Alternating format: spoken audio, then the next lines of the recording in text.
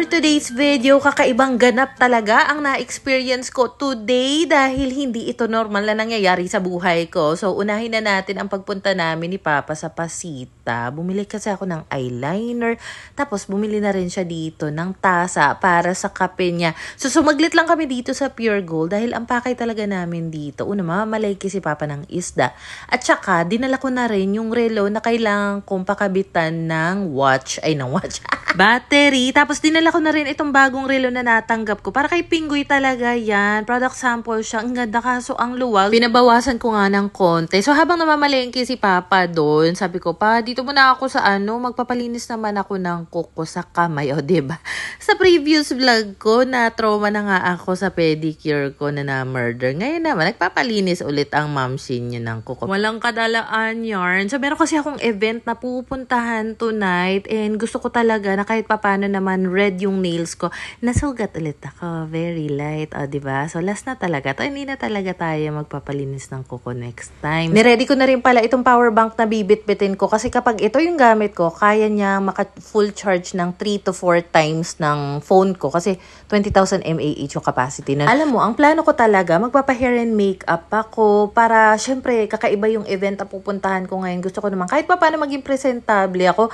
So, wala akong nakita na afford ko kasi nag-inquire talaga ako. Ang dami ko na pag-inquirean. Yung iba ang rate nila 3,300, 3,800, 2,800, ganyan. Hindi ko talaga ma-afford yun. So sabi ko, meron naman akong ilang makeup dito. Yun na lang, ako na lang. Tapos, meron akong iilan dito na hair tools. Gaya na lang nito, tinry ko siya. Kaso, parang hindi ko bet para sa pupuntahan kong event, yung atake ng curl nito. So, nag-message ako or nagpa-book nga ako dun sa pinagrebandan ko last month. Kasi, ang hair setting sa kanila na tinatawag, which is parang kukulutin lang naman yung buhok, nasa 350 pesos. So sabi ko, sige, doon na lang. So nag-makeup na nga ako and eto nga pala yung relo na bigay sa akin ng mami ni Pinggoy. Siguro mga 7 or 8 years ago, nagawa na siya ng paraan, may battery na. Tapos ito, binili ko lang to sa online. Siguro mga around 100 pesos lang. Kompleto na, may necklace ka na, may hikaw, may sing-sing pa. Tapos ito naman yung pabango na gagamitin ko. Bigay naman to ng youngest sister ni Pinggoy sa akin noon. Kasi feeling ko, para matagal yung pabango na mag-last, yan na lang yung Daisy na pabango. Noong mga oras na to, yung mag-aama ko, nasa kabila na sila, doon na sila nagpunta. Hindi rin kasi ako masasamahan ni Pinggoy dahil may work siya. Habang kailan pala nabili itong damit ko, tapos nilabahan ko agad siya pag uwi. Buti na lang din talaga natuyo kasi medyo mabigat siya. Medyo makapal kasi yung tela niya. So, nagchinelas lang muna ako paalis kasi hindi ko talaga kakayanin yung matagalan na high heels. Umorder ako ng high heels online. Nasa 300 pesos lang. Maganda naman siya pero hindi talaga ako komportable sa high heels. So, dumiretso na nga kami dito sa salon dahil may appointment ako dito. Kaso pagdating, marami silang customer. So, hindi agad ako ma-accommodate, which is understandable naman. And feeling ko, baka masta kami sa traffic since BGC pa nga yung pupuntahan namin. Itong salon na to sa may Pasita to. So, sabi ko, cancel na lang. Humingi rin ako ng pasensya kasi hindi ko nga maantay. Kasi natakot akong baka malate ako. So, ayan at for the grab na nga lang kami. And eto nga pala yung bago kong binili na wired earbuds pala ito. Headset kasi ang tawag ko sa ganito. And nahahassle kasi ako yung may kailangang i-charge. Kaya naisip ko, kapag mag-e-edit ako, especially kapag meron akong kailangang pakinggan or sound trip, eto na lang para at least less hassle ba. So, binitbit ko na nga siya kasi iniisip ko, kapag nasta kami sa biyahe, sa traffic, at least makakapag-edit ako sa daan. Eto nga pala yung sapatos na sinasabi ko na nasa around 300 pesos lang. Hindi talaga ako makapaniwala kasi kita mo naman yung ilalim niya, papula pa nga. Diba? Usually yung mga mamahalin talaga ng mga sapatos yung ganyan. So, titiisin ko na lang talaga para maipush ko yan dahil wala naman akong ibang high heel. So, kasama ko nga pala si Papa, pati na rin yung pamangkin kong si Percy. Actually, biglaan yung pagsama nila. Siguro mga 20 minutes bago ako umalis, tsaka ko lang sila niya, itong si Papa, kating-kati sa gahalaya, sabi niya, sige, sama ako. Tapos sinama rin si Percy. Kaya halos wala rin talaga silang ayos kasi supposedly, ako lang talaga. Last minute, parang na-anxiety ako. Napupunta ako sa event, wala akong kakilala, ang layo. Tapos, hindi naman ako komportable sa suot ko. Kasi hindi ko naman normally sinusuot yung mga ganitong outfitan ba. So, ayan na nga. Buti na lang, pumayag sila. Kasama ko sila. Andito na kami sa Grab. Na-traffic pa nga kami dito. Naisip ko, buti na lang din, hindi na kami tumuloy na mag-antay dun sa salon para makulot yung buhok ko. Dahil kung nangyari yun, baka nung oras na kami makarating sa mismong event, baka patapos na. So, ito nga palang event na pupuntahan namin. Ito ay yung Shopee Creators Night 2025. Sa totoo lang, matagal ko talagang pinag-iisipan kung a-attend ba ako dito. Kasi, una kong pumasok sa isip ko na nakita ko yung invitation nila sa email, ang peg kasi dito or outfit is Old Hollywood, ganyan. So, inisip ko agad, yung mga dress, gown, heels, doon pa lang parang na-off na ako kasi hindi ako komportable sa mga ganong damit. Since may mga insecurities din ako sa katawan, braso ko, laki ng tiyan ko, sasabi ko, ay, wag na nga lang. Tapos, pero nag-invite ulit sa akin. Sabi ko, sige na nga. O sige, bahala na. Gawa na lang natin ang paraan. At saka naisip ko, ang dami rin kasing opportunities na binigay sa akin. Simula na naging Shopee Ambassador, Shopee Affiliate ako. So, ano ba naman yung mag-give back naman ako? Ngayon na nga lang ako na-invite sa ganito. Hindi ko pa pupuntahan. So, ayan na nga. Buti na lang. Meron ako ditong support system. So, anyway, kaya pala ito yung suot ko. Kasi, nung chinek ko ulit yung invitation, nakalagay doon sa attire, formal, Old Hollywood, kineme. So, sabi ko, doon na lang ako sa formal. At least, yun, carry ko pa. Kasi kapag mga gown, ganyan-ganyan, hindi ko talaga carry. So, nandito na nga tayo sa may Enderan tent, sa may McKinley. So, ang mangyayari kasi ay sina Papa at Percy. Mag-iikot na muna sila dito sa katapat na Venice Grand Canal for at least a few hours. Doon na rin sila kakain habang inaantay ako. Pero nung tinanong ni Papa kung gaano ako katagal, siguro mga 3-4 hours, hindi ko lang sure. Sabi niya, sige lang na, huwag mo kaming alalahanin, go lang, antayin ka lang namin. So, yung tsinelas ko, sila nagdagdit-bit. Pero alam mo ba, kung hindi man sila kasama, bibit-bit talaga ako ng paper bag para paglagyan ko ng tsinelas kasi I don't think makikerry ko buong gabi na naka-heels. Mababa lang naman yung heels nito. It's just that hindi ako sanay. So, nagulat nga ako kasi ang bala ko talaga, magpa-picture lang ako dito kay Papa sa may entrance. Yung pala, may photographer naman pala sila. So, for the posing na nga ang mamshi nyo dyan. So, bali pagpasok ko pa nga lang sa may entrance na sabi na nga sa akin kung ano yung seat number ko. Nagpa-assist lang din ako kung saan ang table ko dahil hindi ko alam kung saan dyan. Pero grabe, napakabongga talaga nung venue. Tapos, eto nga yung inabutan ko. And alam mo ba, gulat na gulat ako kasi pagkaupo ko, na starstruck ako sa mga katabi ko. Kasi yung mga napapanood ko lang ng mga sikat na affiliate, hala, kasama ko sa isang table. And in fairness, napaka-babait nila, ang approachable nila, hindi sila nakaka-intimidate. Kaya kahit papano, naging kalma na rin naman ako. Before naman kasi, kapag pumupunta ako sa event, hindi naman ganito kabongga. Like, expo, ganyan, o kaya sa mall. So, casual lang yung attire, simple lang talaga. Pero this time, parang napakabongga talaga. Hindi ko kinaya. Sobrang nakakatuwa rin na maka-experience ng ganon dahil hindi naman to normal sa akin. Hindi ko to na-experience on a daily basis na nakikita ko harap-harapan yung mga tinitingala ko lang na mga affiliate, which is partner rin naman ng industry yan na ginagawa. Akala mo naman talaga siya. May free food pa nga. So, ayan, for the chikahan lang nga kami dito magkakatabi habang kumakain. And alam mo ba, habang nandito nga ako, naisip ko, hala, paano kayang naisip nila na imbitahin ako dito? Naglilinis-linis lang naman ako sa bahay. Kung ano-ano lang naman yung mga pinaggagawa ko sa bahay namin. Pero in fairness, natuwa rin talaga ako na mapasama sa mga ganito. Hindi ko akalain. Actually, meron pala akong ibang mga event na invitation, hindi ko nababasa dahil sinisend pala sila sa email na hindi ko na ina-access for a while. Nakakaloka. So anyway, una kasi talaga akong naging affiliate sa Shopee. Siguro pandemic yata year 2021 or 2022. Hindi ko na maalala exactly. Pero ilang taon na rin. Doon ako nagsimula. Nakakatuwa na even up to now, part pa rin ako ng Shopee Fam. At the same time, marami pa ring opportunities. Nakakatuwa kasi malaki rin yun na itulong niya sa buhay ko, sa buhay naming pamilya. So, ayun na nga, diba? Pagpasok ko dito sa may event place, sinabi na sa akin yung table number. Tapos, si Miss Kim, yung una kong kinausap, kasi nandito na siya nakaupo. nakaupo. Tinanong ko kung may nakaupo ba sa tabi niya. Wala daw. Tapos na-starstruck din ako kasi like si Tito Drew, yung ibang mga sikat na affiliate na andito. Kitang-kita ko. Nakakaloka talaga. Parang ang saya din niya kasi na-enjoy ko na rin siya eventually. Tapos meron ding nag-perform dito si Taylor Swift.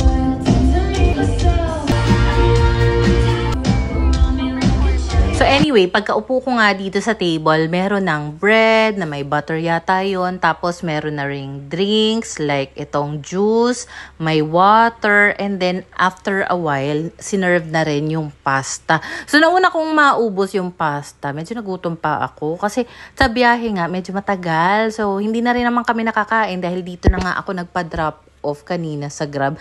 So anyway, shout out sa aking friend na si Patchy dahil even up to now, napapakinabangan ko ang mirror na bigay mo sa akin. Thank you, Kabul. Alam mo, habang tinitingnan ko nga yung venue nitong event is ang naalala ko, yung mga company Christmas party nung nagtatrabaho pa ako sa call center. Usually, ganito yung setup. May mga programs, may theme din minsan ang kailangan suotin. So, nakakatuwa lang bilang ang tagal ko na nga rin hindi nakaka-experience ng ganitong klaseng party or event. Tapos nagulat din ako, nakita ko dito sila Moshi, sila Ganda, yung mga napapanood ko lang talaga ng mga content creator. Tapos ngayon kitang-kita ko sila sa malapitan. Grabe, hindi ako makapaniwala, nakaka-starstruck talaga. Then maya-maya lang, yung katabi ko nga na si Miss Kim, na wala na sa tabi namin sa table, yung pala, natawag na pala siya dahil may award siya. Congratulations naman talaga, Miss Kim Crizaldo. Ang pretty niyang bata at saka mabait, approachable. So more on awarding na rin kasi ito ng mga top affiliates ng Shopee, and nag-invite nga sila ng ilang mga content creators, mga influencer, vlogger, pati na rin celebrities. Nakita ko dito si Dayan Medina, si Miss Sherilyn Reyestan. Ang liit ng muka, napakaganda. Kasama niya rin yung anak niya.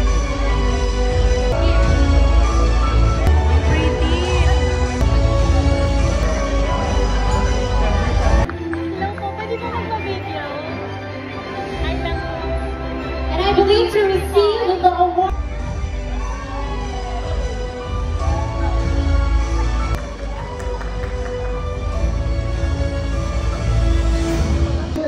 Mommy Aye.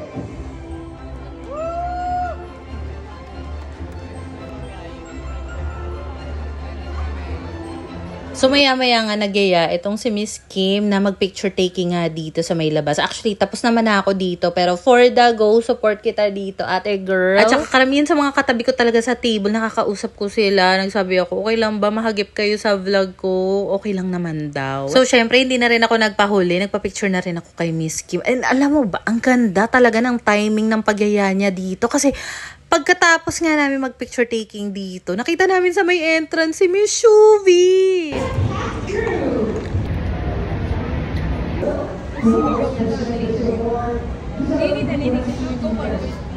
Hi, Miss Shuvi. As she officially reveals kung sino nga po. So, ito na nga!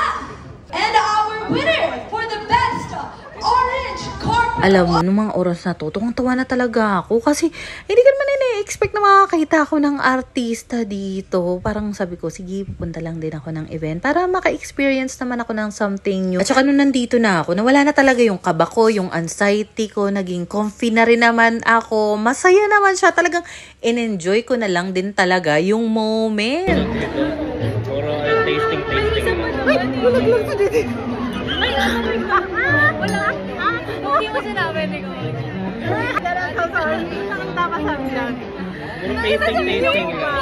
Ay lang ba mag-hi sa video? Pang-vlog lang.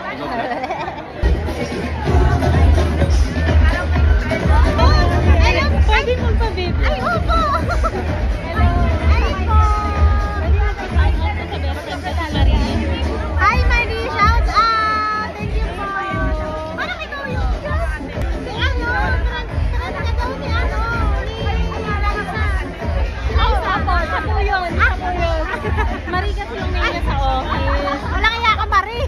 Wala kaya, Marie! Parang idol ka po niya. Nag-order nga ako dun eh.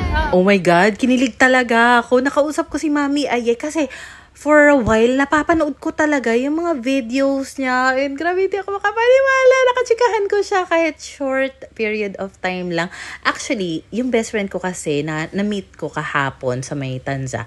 Si Marie, idol niya si Mami Ayek. And every time may mga ganap si Mami Ayek, ini-inform niya ako na ganto, ganyan. So bago ako pumunta dito sa event, sabi ni Marie sa akin, ay, feeling ko pareho kayo nang pupuntang event ni Mami Ayek kasi siguro yung outfit niya. Tapos, ayun lang, nakakatawa. Small world. Tapos, ang gaganda rin, ang pupogi. Talagang pinaghandaan ng mga attendees yung pagpunta dito. Yung iba nga lang, familiar sila sa mukha ko pero hindi ko alam yung pangalan nila kasi hindi talaga ako magaling sa pagtatanda ng mga pangalan, sa totoo lang. Hello po.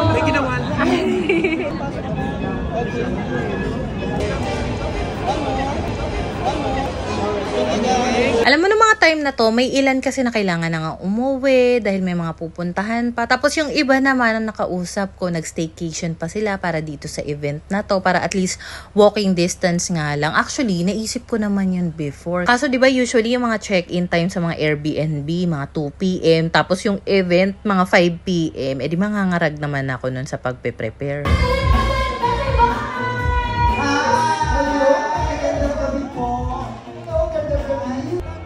What's up, Batang Ka-Shopee? Magandang gabi po sa inyong lahat.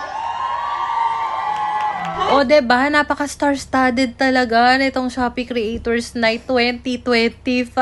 Tapos naalala ko bigla, nung nakita ko si Vice Ganda na second time ko na pala siya makita in person. So, nung unang beses na nakita ko siya, nag-work pa ako sa call center nito, meron ako mga ka-office mate na ewan ko kung paano nila nagawa ng paraan na makapasok nga kami as audience doon sa showtime. So, doon ko siya una nakita and sa totoo lang, gandang-ganda na ako sa kanya kasi parang ang payat ng mukha niya, ang kinis, ang puti, ang tangkad. So, nagandahan na talaga ako sa kanya. Tapos ngayon nga, pag nakita mo siya, hala, para talaga may ring light. Ang puti. Naalala ko din na i-vlog ko yung experience na yon sa Red App. Andun pa yung mga lumang vlogs ko. So, ayun na nga, bago pa man din kami tuluyang umuwi, may nagsabi sa amin na, uy, may pag-giveaway, puntahan nyo na habang meron pa. So, ayun na nga, for the labas nga kami dito. And then, pinagtitignan ko na rin yung mga nakadisplay ditong picture. Baka kasi nandito na yung picture ko para namang makuha ko na. Tapos, nakailang table din yata ako dito. Siguro nung pangatlong table na. Nakita ko agad yung mukha ko. So, ayan, meron na akong remembrance dito. 2 picture from them. Maraming salamat. Grabe tong experience na ito. Ay, oo, dito lang kami.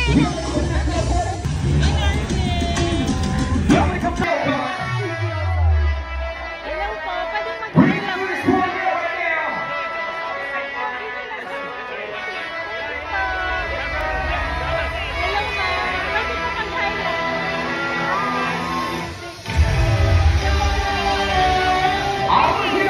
Yung table nga pala ni Miss Sherilyn Tan and Ryle, across lang ng table namin pero may aisle in between. So, anyway, eto at mag-quick tayo, haul. Char! Dito sa pag-giveaway ni Shopee. So, meron ditong parang leather siya na passport holder. May dried flower. Tapos, meron pa ditong Maybelline na lipstick. Alam mo, yan yung lipstick ko dati. Delicate yung shade. Nakakatuwa. Saktong-sakto yung natabad sa akin. May body scrub din tayo. And I think ito collagen.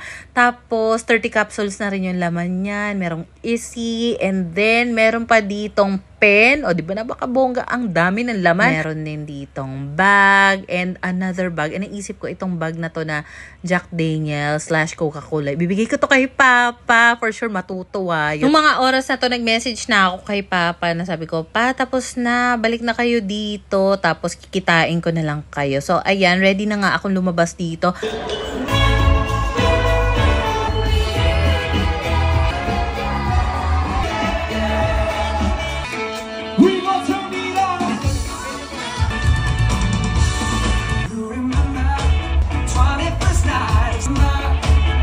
O O, diba? Ang saya ng tugtugan. Tapos, hindi pa ako nakakalabas completely. Nakita ko na nandito pala si Papa nung tinawagan ko siya. And air ko naman dito. Tapos, meron din siyang nakasabay dito nag-aantay. Nanay naman. Tapos, meron siyang anak, I think, na inaantay na sumama nga rin sa event. So, ayan, binigay ko na kay Papa yung pasalubok ko sa kanya. And medyo masakit na yung paa ko. Pero, carry naman. In fairness, napaka-worth it nito dahil hindi naman natanggal yung tako. Akala ko talaga baka bumigay siya kasi nasa 300 nga lang to. Pero in fairness, ang ganda rin niya. Lalo na pang office at saka mga event. And finally, nakapagpalit na ako ng chinelas. Ang sarap sa feeling. Grabe. So, ngayong pauwi, dahil wala naman na kaming hinahabol na oras, nag-grab lang kami papuntang One Ayala. Kasi I don't think merong parang minibus or shuttle bus na papuntang One Ayala. And then, from One Ayala, nagbus na lang ulit kami papuntang Pasita. And then, since feeling ko, gutom na nga ulit sila, nagutom din ako. So, dito nga pala sa may Pasita, may 24/7 na palang Chowking. Actually, bagong bukas to, bagong renovate ito. And dito na lang kami kakain. Bumili na rin ako ng take-out na pasalubong para naman kina Pinggoy. So, thank you, tita, dahil itong relo na binigay mo sa akin, kahit mga 8 years na yata, buhay na buhay pa. Working pa naman, kailangan lang talaga mapalitan yung battery from time to time. And ang ganda rin pala nito na piling sombrero ni Papa. Ito yung binili ko sa kanya sa mall nung kailan. Diba? Ganda. Overall, sobrang na-enjoy ko talaga yung experience. Nakakatuwa din na nandyan si Papa. Feeling ko tuloy mga 16, 15 years old lang ako na meron pang chaperon talaga sa event. Nakakaloka, diba? Pasensya na talaga. Medyo napahaba na naman. Pero thank you, Shopee, and thank you guys for watching.